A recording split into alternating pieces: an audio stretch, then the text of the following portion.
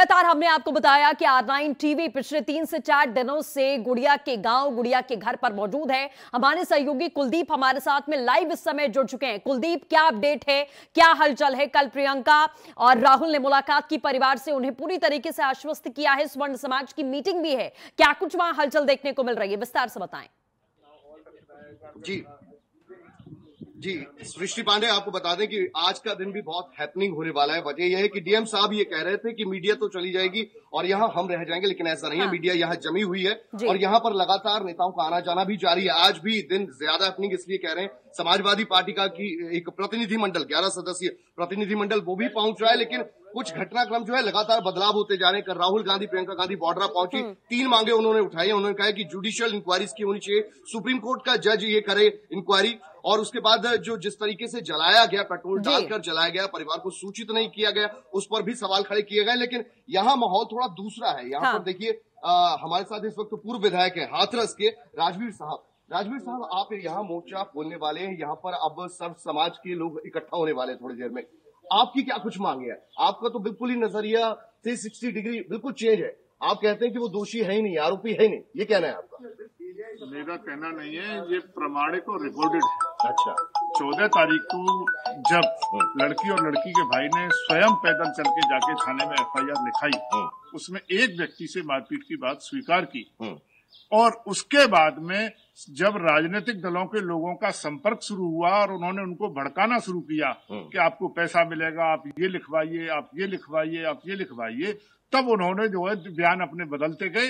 लेकिन पुलिस के जो अधिकारी सस्पेंड हुए हैं, वो दबाव में आकर उनकी बातों को मानते गए। अच्छा, आप यहाँ से पूर्व विधायक हैं, ठीक है, और यहाँ पर ये कुर्सियां लगी हुई हैं, यहाँ पर दरअसल सर्व समाज के लोग आने वाले हैं। इनका दावा ये भी है कि उसमें दलित परिवार के लोग भी आएंगे, मुस्लिम भी आएंगे। लेकिन मैं आपसे जानना चाहता हूँ कि वो जो सांसद है आपके राजवीर दिलेर साहब, उन्होंने तो कहा है कि 25 लाख रुपए उन्हें दिए गए हैं, नौकरी का आश्वासन दिया गया है, सूडा की तरफ से उनके आवास की योजना दी गई। इसका मतलब वो तो मानकर चल रहे हैं कि वो आरोपी है, और आप कह रहे हैं कि आप आरोपी नहीं। मेरा कहना ये है कि अब प्रदेश सरकार ने जो यहाँ इस क्षेत्र के आम जनता की मांग थी, पीड़ित परिवार की मांग थी कि नार्को टैक्स हो और CBI जांच हो, प्रदेश सरकार ने उसको कल स्वीकार कर लिया है।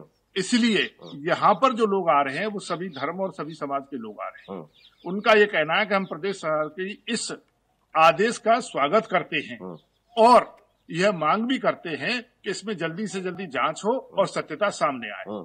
क्यों मैं एक बड़ी बात कह रहा हूं कि जब 14 तारीख को एक ही व्यक्ति था, एक ही व्यक्ति से झगड़ा हुआ, न बलात्कार की बात थी न किसी और चीज की बात थी, और उसके बाद वो स्वयं पैदल चल के थाने आए, ये रिकॉर्डेड बात है।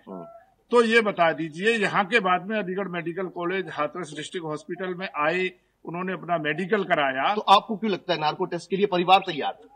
नहीं, जब जांच तो जांच है, जब परिवार जांच के लिए तैयार नहीं है तो ये परिवार का विषय है। लेकिन सरकार तो जांच कराएगी, सरकार तो जनता के सामने सत्य को उजागर करेगी।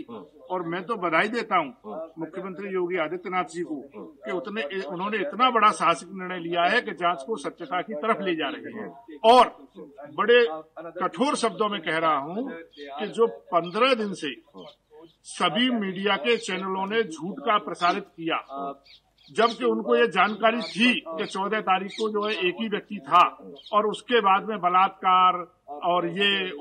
अच्छा, आपकी ये मांग मेल खाती है कि जैसा परिवार कह रहे हैं कि जुडिशियल इंक्वायरी होनी चाहिए, सुप्रीम कोर्ट का कोई जज उसकी निगरानी करे, आप भी मानते हैं ऐसा हो? मैं ये मानता हूं कि पहले ये तो जांच सामने आए, इस जांच में अगर कोई खामी हो तभी तो जांच उठाएंगे। भाई CBI जांच देश की सर्वोच्च जांच एजेंसी है, और उस पर अगर कोई सवाल उठाता है तो जांच तो पहले वो हो। नहीं, जांच CBI करे, लेकिन उसकी निगरानी सुप्रीम कोर्ट का। अरे हम यो करें, सुप्रीम कोर्ट का निगरानी जज करे या कोई और करे, ये हमारी मांग नहीं है।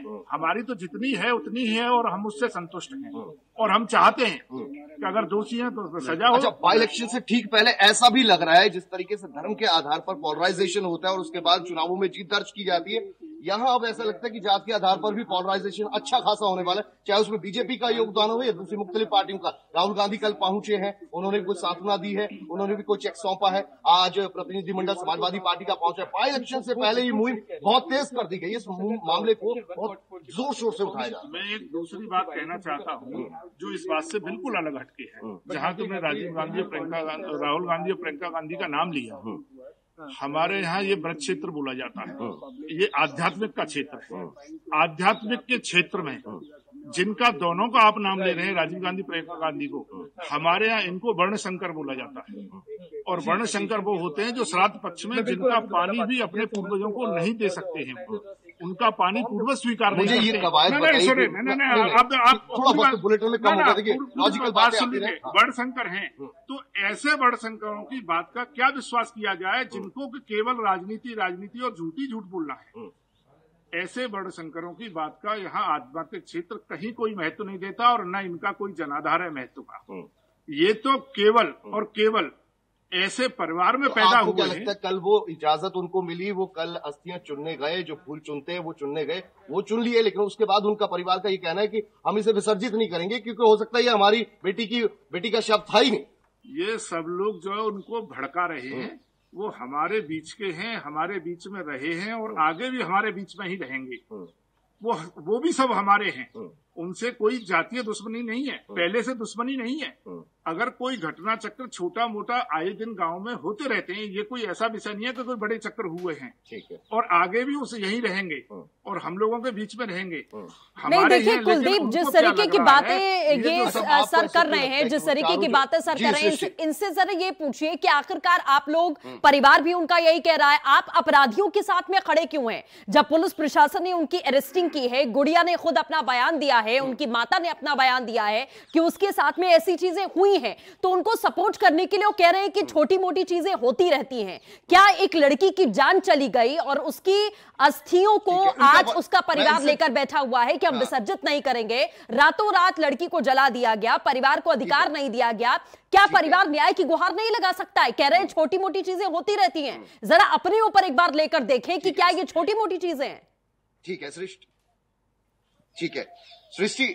हाँ सृष्टि, दरअसल अभी तक जो का वर्जन तो मीडिया दिखा ही नहीं रहा है। हाँ। इसलिए दरअसल आपसे ये जानना चाहेंगे, पूरा देश उन्हें आरोपी अपराधी मानकर चल रहा है जो पकड़े गए हैं, आप उनके लिए क्यों मोर्चा खोल रहे हैं? आप उनके पूरा देश नहीं माना, मीडिया ने ट्रायल किया है उनका कि ये अपराधी हैं, ये सब मीडिया ने किया है। हम तो ये चाहते हैं जब अब जांच होगी तो जांच हो जाए। आपकी सरकार तो सर मुआवजा देने जा रही है, किस बात का मुआवजा देने? मेरी बात ही नहीं चल रही। जब मीडिया ने ट्रायल दिखाया और सरकार ने जब ट्रायल से जांच की और प्रथम दृष्टया एसआईटी की नजर में सब कुछ आया, तभी तो ये सब जांच के आदेश हो रहे हैं। सत्य के सत्य जांच होने दीजिए, सत्य सामने आ जाएगा। मुआवजा, ये आवास, ये जितनी चीजें, ये आप जांच के बाद देंगे या पहले देंगे? नहीं, ये प्रदेश सरकार का विषय है।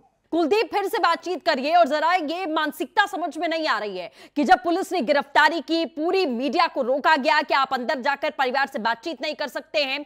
अगर ऐसा कुछ हुआ ही नहीं था तो इतना सारा ड्रामा करने की क्या जरूरत थी? मीडिया जाता, परिवार से बातचीत करता, जो असल बात है वो सामने आती। मीडिया ट्रायल की वजह से ये सारी चीजें हो गई, ये कहना आखिरकार कितना ज्यादा जायज साबित होगा यहां पर? क्योंकि सरकार अगर कह रही है कि हम मुआवजा देंगे, हम अरेस्टिंग करेंगे, हम अपराधियों को नहीं बख्शेंगे, तो ये बातें पक्ष में कैसे सामने आ रही हैं? ठीक है।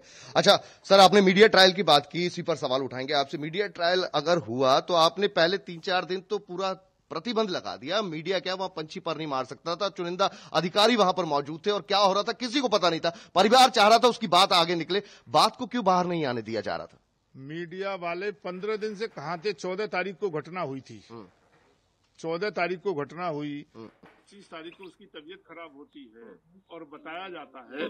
प्रश्न ये है कि मीडिया वाले इस चीज को क्यों नहीं दिखा रहे कि 14 से और 15 तारीख तक कौन उनके साथ रहा, कौन उनके साथ घटना कर सकता है? कोई बाहरी व्यक्ति तो था नहीं। ठीक है। और रेप का जो ये कहा जाए कि रेप हुआ ही नहीं, रेप की रिपोर्ट इतनी देर में आ रही है। और दूसरा जो आर्टिकल सेक्शन 375 है, उसमें रेप इसलिए नहीं कि खाली रेप होता है, तभी रेप होता है अगर उसके प्राइवेट अंग को किसी तरीके से वो छुआ भी गया है, उससे भी रेप माना जाता है। जो नया संशोधन हुआ है मान्यवर, वो संशोधन जो हुआ है वो प्रथम 14 तारीख की जो एफआईआर है उसमें न किसी अंग को छूने का जिक्र है और न किसी व्यक्ति का जिक्र है, न किसी रेप का जिक्र है, कोई घटना का जिक्र ही नहीं है। 20 तारीख का कोई जिक्र नहीं है। आप क्या कहते हैं 20 तारीख के बाद क्या कुछ हुआ? कौन उनसे मिलने आए, किसके दबाव में? 20 तारीख के बाद कांग्रेस वाले और सभी राजनीतिक दल के लोग और मीडिया के लोग उनको सिखाने लगे कि आपको पैसा मिलेगा। मीडिया के लोग सिखाने लगे? हाँ, मीडिया के लोग तो सिखाई रहे हैं ये सब चीजें। मीडिया के लोग क्यों नहीं उनसे पूछते हैं कि जब आप स्वयं पैदल चल के थाने आई थी और उसके बाद आप जो है हॉस्पिटल में रहे 14 दिन 15 दिन, तो कौन आपके पास गया, किसने ये आपकी दुर्दशा की? कुलदीप, इनसे पूछिए जरा कि इनके पास में कौन से तथ्य और आधार हैं, कौन से ऐसे सबूत हैं इनके पास में जिससे ये साबित करना चाह रहे हैं कि मीडिया ने सिखा दिया। महिला पत्रकारों को पीटा गया, R9 टीवी की टीम के साथ में बदसलूकी की गई, पूरी मीडिया को जबरन रोका गया और मीडिया वहां पर परिवार को सिखाने के लिए पहुंच गए। इनके पास में कौन से तथ्य हैं जिससे ये साबित कर रहे हैं कि वो लोग गुनहगार नहीं है? आपके पास अरे प्रमाणित चीज है, 14 तारीख को उनके हाथ की स्वयं लिखी हुई एप्लीकेशन है जिस पर मुकदमा रजिस्टर्ड हुआ है, और इससे ज्यादा क्या प्रमाणित चीज होगी? उसमें क्या मेंशन था? इसमें मेंशन ये था कि जो उन्होंने धक्का मुक्की किया, बस इतना। और उसकी रीढ़ की हड्डी कैसे टूट गई, पैर की हड्डी कैसे टूट गई, जीभ कैसे कट गई, और बाद में उससे पुलिस के सामने अस्पताल में एडमिट होते हुए जब आखिरी सांसें गिन रही थी वो बयान झूठे दे रही थी। वो बिल्कुल झूठे बयान थे। मीडिया के लोग उनको बयान दिलवा रहे थे सिखा के। वो स्वयं पैदल चल के 1.5 किलोमीटर तक थाने आए हैं दोनों बहन भाई। ये रिकॉर्डेड चीज है। अगर उसकी रीढ़ की हड्डी टूटी थी तो पैदल चीज है, टूटी थी तो पैदल चल के कैसे आ गए वो वहां से झूठे डिस्ट्रिक्ट मतलब हॉस्पिटल? जो रिपोर्ट में आपको ऐसी क्या जरूरत आन झूठ पड़ी है। कि आपने रातों रात उसका दाह संस्कार करवा दिया पेट्रोल के जरिए, ताकि फॉरेंसिक कोई दोबारा जांच हो सकती थी, उसकी गुंजाइश ना बचे? हमने कोई नहीं कराया, परिवार के लोगों की सहमति से सब दाह संस्कार। नहीं, ये तो आप बिल्कुल गलत कह रहे बिल्कुल सही कह रहे हैं। हैं। परिवार आज भी यही मांग उठा रहा है कि ना हमें पैसा चाहिए, पैसा चाहिए, हमें चाहिए इंसाफ। हर 3 दिन बाद वो अलग अलग जो भी लोग सिखाए जाते हैं वही बोलते हैं, हर 3 दिन बाद। चलिए ठीक है, अब यहाँ सर्व समाज के लोग आने वाले, कितनी तादाद के लोग आने वाले, कौन कौन से बिरादरी के लोग आने वाले और क्या बातें रखने वाले? पहले सवर्ण, ब्राह्मण, मुस्लिम, सभी जातियों सभी धर्मों के लोग यहाँ आएंगे और प्रदेश सरकार का आभार व्यक्त करें। वो किस बात पर कि 3 अगस्त मीडिया को नहीं लोगों से बात नहीं करनी थी, पीड़ित परिवार को। पीड़ित परिवार तो इतना आहत है कि प्रदेश सरकार ने CBI जांच और नारकोटिक्स की जांच के जो आदेश किए। चलिए ठीक है कुलदीप, आप लगातार पल पल की तस्वीर भेजते रहिएगा। फिलहाल आपका हमारे साथ जुड़ने के लिए बहुत बहुत शुक्रिया।